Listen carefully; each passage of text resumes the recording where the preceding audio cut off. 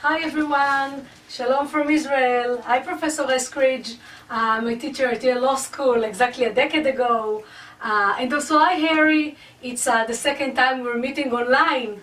Thank you so much Robin for inviting me to this really impressive symposium. I'm so grateful for the opportunity to speak to you today, even if electronically. Sorry I couldn't be here physically. Due to religious reasons I had to go back to Israel. But thanks to technology, let me now present what I think is a fascinating comparative perspective of a unique family law system. It is one of its kind, as you'll soon see. Let's hope that it remains this way. For your convenience, since I know that my Israeli accent is not the easiest to follow, I have provided subtitles below to my presentation. Okay, my 15 minutes are starting now. Recently, America has seen debates over whether to allow religious tribunals and religious law to take part in the regulation of family life. And with the advent of same-sex marriage, religious conservatives have even started putting theory to use by opting for private religious covenants rather than civilly recognized marriages. And they do so in order to dissociate themselves from an association that is now tainted, in their view, by same-sex couples. And the emerging American scholarship and practices inadvertently mimic long-standing Israeli law and practices.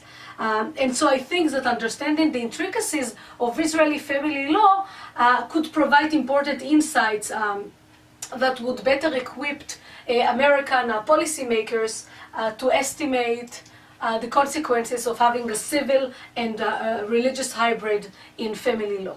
So the Israeli family regime has all the civil religious combinations you can think of. Let's focus on three. We have religious courts applying religious law. We have religious courts applying civil law. And we have civil family courts applying religious law. And as I'll show you, all these experiments in legal hybridism have proved an abysmal failure that not only jeopardizes the integrity of our legal system, but unfortunately often compromises women's and children's well-being. So let's start with the combination of religious courts applying religious law. Israel is the only Western regime where civil marriage and divorce are non-existent.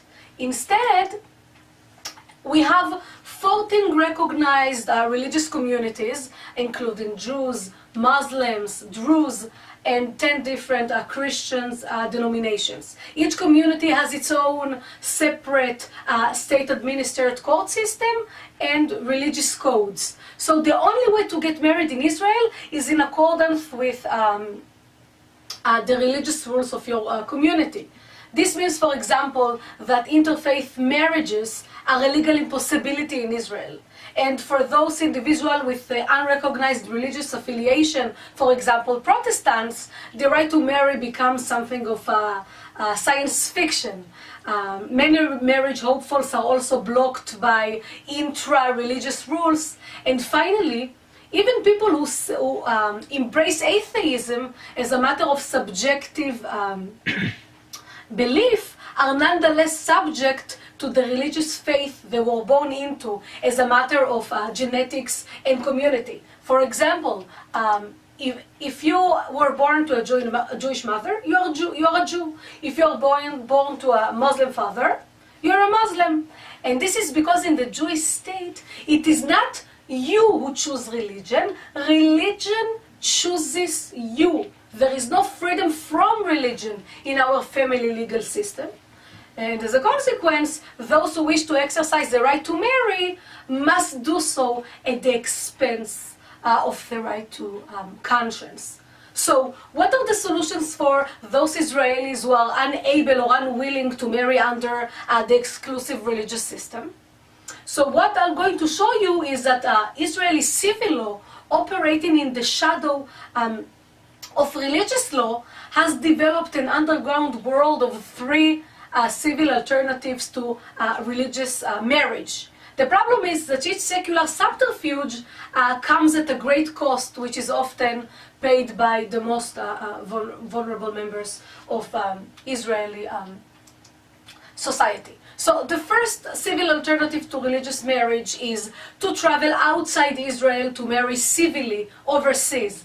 And this option is a reverse parallel to the recent phenomena where US religious conservatives are beginning to renounce civil marriage in favor of religious marriage.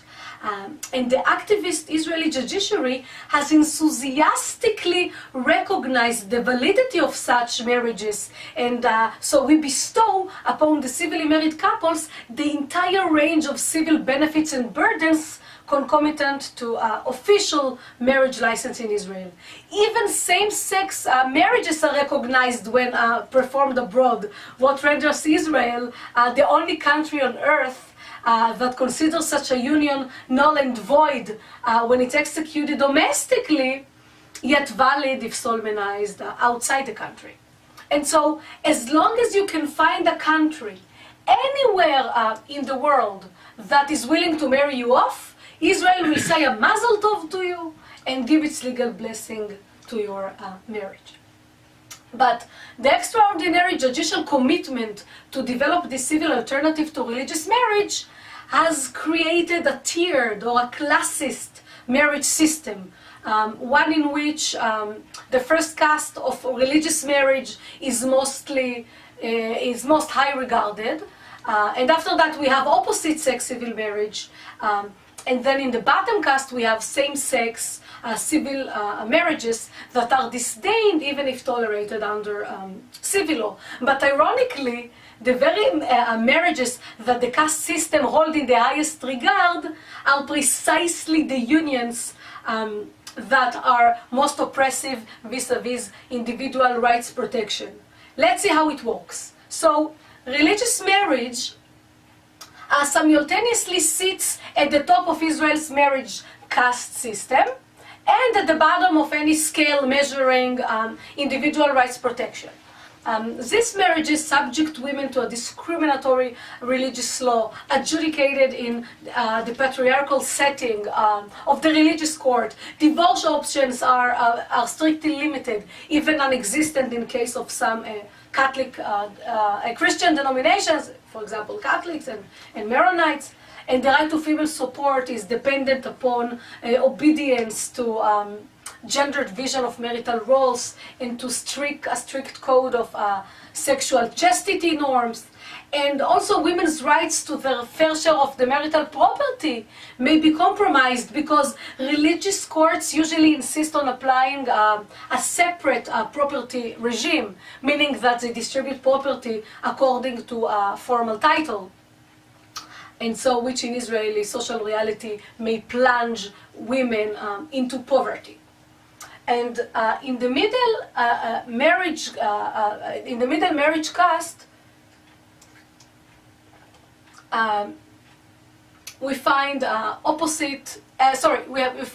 same-sex civil marriages.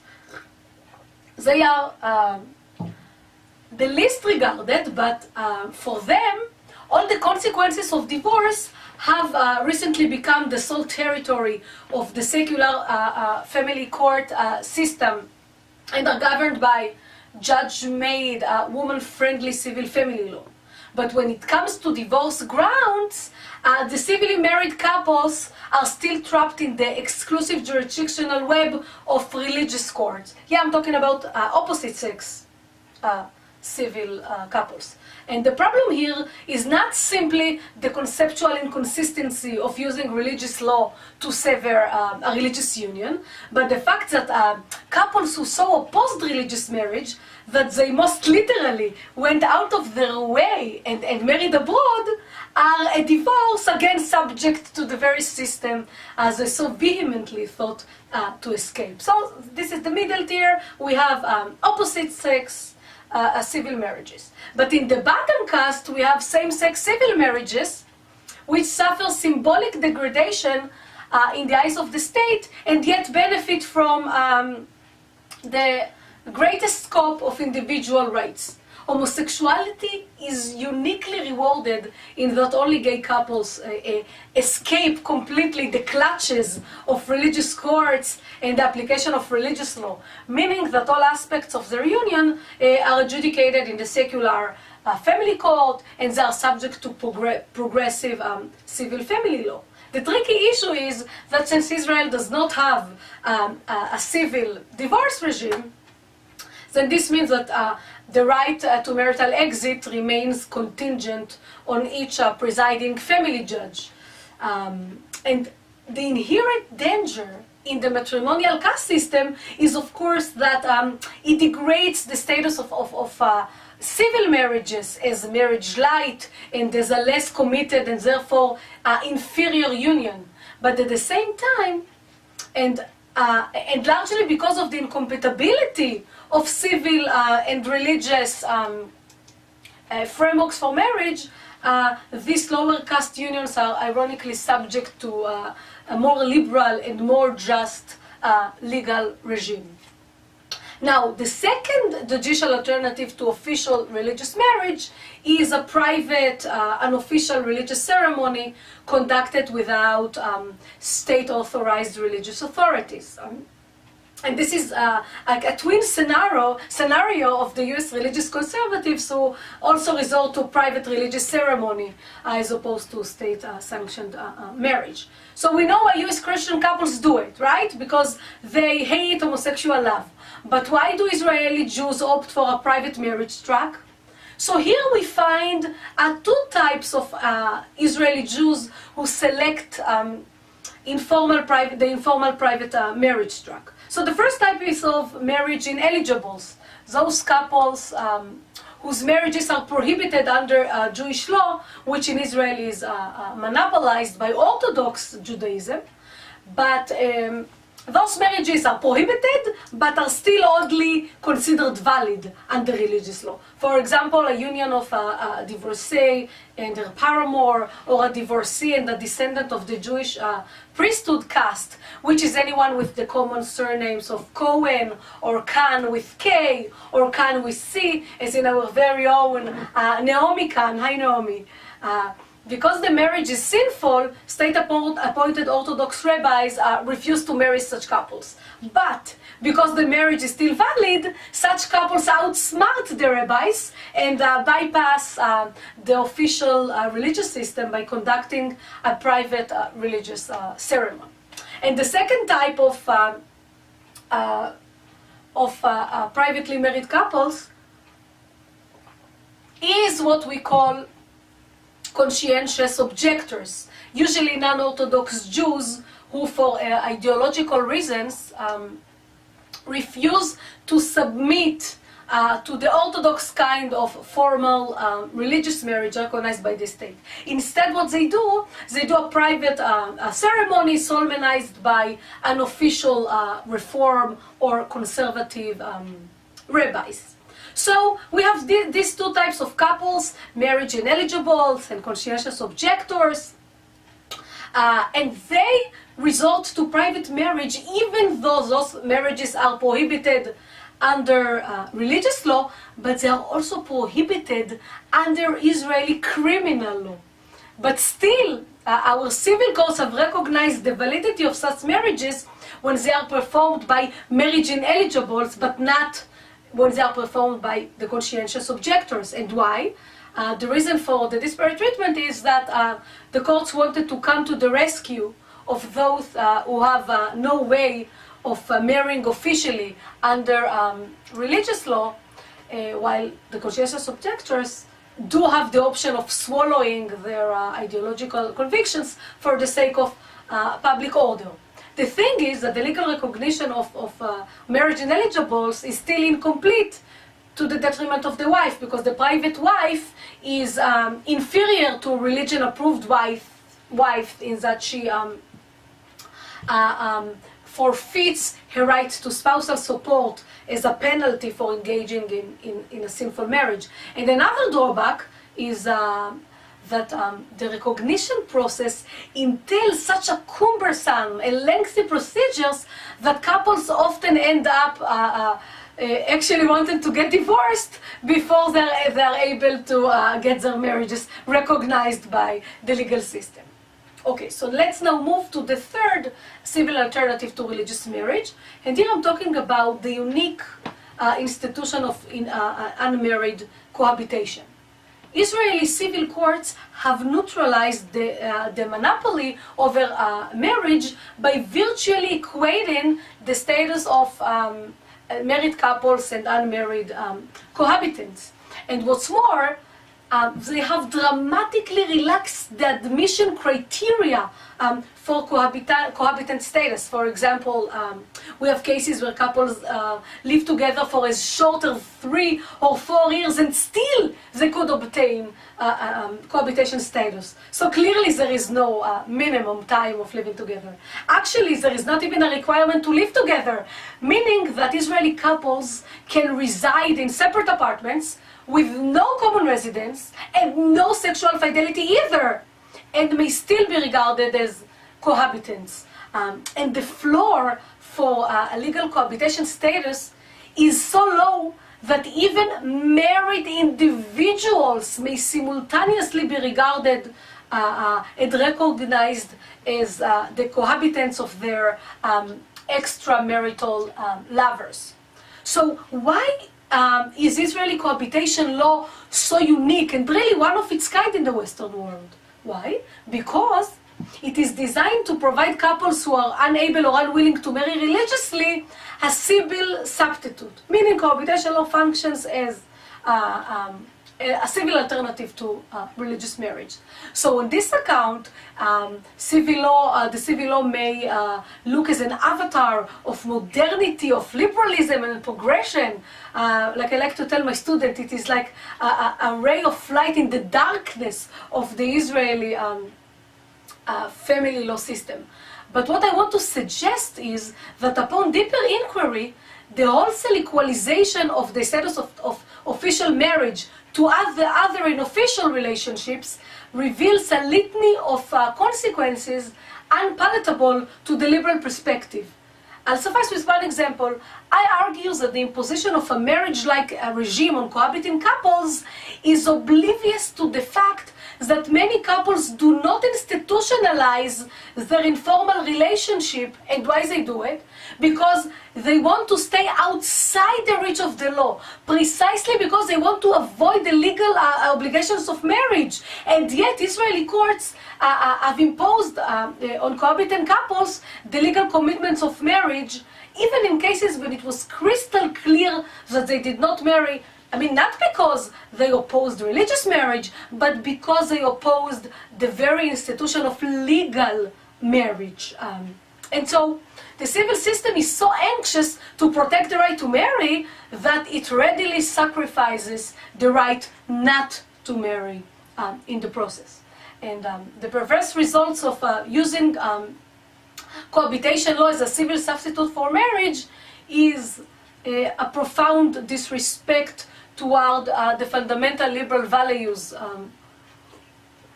of autonomy and of freedom of choice, the choice to reject the legal commitments of formal marriage. And this hyperactive development of cohabitation law is another symptom of what I term the civil religious Frankenstein that is Israeli family law. But now let's move to examine the civil religious hybrid in the context of divorce law.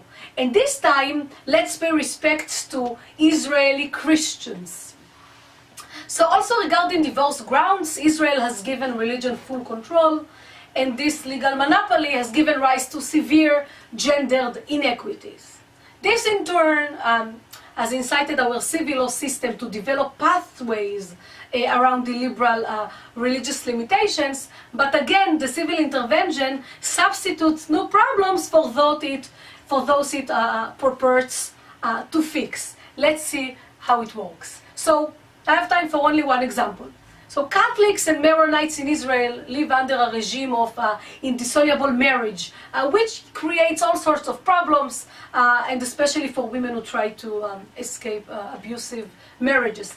But these religious communities have devised an ingenious ploy uh, to escape marriage. And what do they do? How do they overcome the deadlock of a no exit rule? They temporarily convert to Greek Orthodox Christianity in order to get a divorce. So thanks to this trick, everybody is happy. The divorcing couple is happy in that they got what they bartered for, freedom. And the Orthodox Christian courts is even happier because converting clientele comprise 30% of its divorce business, and are the most profitable because the conversion and divorce package deal is the most expensive of all judicial services across all religious courts and the civil family court in Israel. But the problems begin when one party refuses to cooperate with the temporary conversion plan, either for the love of religion or for the love of blackmailing the other spouse. So in one such case, a Maronite husband took a radical route and asked the civil family court to effectively issue a civil order forcing his wife to convert to Orthodox Christianity for the sake of commencing divorce proceedings. And the family court was more than willing to circumvent religious divorce law through the civil tort law. And so what did the court hold? The court said that to keep a spouse hostage in a lifeless marriage constitutes a tort of negligence. And as the court saw it, the wife's refusal to go along with the temporary conversion was in bad faith and violated the duty of care she owed her husband. And therefore, the court held that the wife was liable for damages for that negligence thus far, and would further be fined going forward for each year in which she persisted in a refusal to convert to Orthodox Christianity for the sake of obtaining divorce. And this is clearly a manifestation of the civil religious Frankenstein at its worst. The civil attempt to augment the religious law result in a chilling trade-off, a sacrifice of religious freedom at the altar of marital freedom. And it is ironic that a so-called multicultural family law system, that is designed primarily to respect the religious identity of minorities, ultimately leads to what is perhaps the most severe violation of free exercise rights, coerced conversion. And now let's move to the final combination, the combination of religious courts applying civil law. And the Israeli case shows that this model may appear multicultural and may make the state feel better about itself, but it does nothing to mute the concerns for gender justice and for the welfare of children. And why? Because religious courts in Israel simply disregard the civil law and refuse to apply its egalitarian mandates. This happens with regard to property distribution, and it also happens with regard to child custody, the two areas where religious courts are obligated to apply civil law. So let's take the example of child custody, and this time let's focus on the Muslim community in Israel. So the Muslim Sharia courts consistently refuse to apply the civil law of child custody, which in Israel is modeled after the tender years maternal presumption. Instead, the Sharia courts go out of their way to stress that Islamic law overrides civil law and that the Sharia won't bow to the Israeli constitution. And the case law proves that they weren't kidding. The Sharia courts have applied Islamic doctrines in a way contrary not only to the civil custody law, but also to the best interests of children. So let me give you two examples. One, the court administer a custody transfer from maternal to paternal custodies when boys reach the age of 7 and girls reach the age of 9. And if they somehow remain in their mother's custody, then the Sharia court held that the father must be exempted under Islamic law from any economic responsibility whatsoever toward his children. And the second example is that the Sharia courts do not hesitate to implement what I call the Islamic penalty rule that divests mothers of custody upon remarriage. And the Sharia court has robbed children of their remarried mothers even when the father is deceased or otherwise absent, and even in the face of expert opinion that stress how important it is for the children's well-being to remain in maternal custody. So again, we see that the civil-religious hybrid is grossly inadequate and results in unconscionable outcomes for women and children. But the last option of the hybrid that I don't have time to talk about is civil courts applying religious law. Which in Israel takes place in matters of spousal support. Let me just say that this option also results in a raw deal for women. And so the inescapable conclusion is that whichever way the state wants to play it and wants to apply the civil-religious hybrid, it is unworkable and unjust. It teaches that when one legal system speaks in two voices, it is not pluralistic, it is chaotic. And what's worse, the legal prices for the civil overcorrection or for the multicultural image of the state are unfortunately often paid by society's most vulnerable citizens, women and children. So thank you very much. It was much more difficult to talk to a camera than I thought. And also, I wish you a Happy New Year. We are celebrating Rosh Hashanah on Sunday. So shalom everybody. Thank you, Robin, so much for having me here, at least electronically. Bye.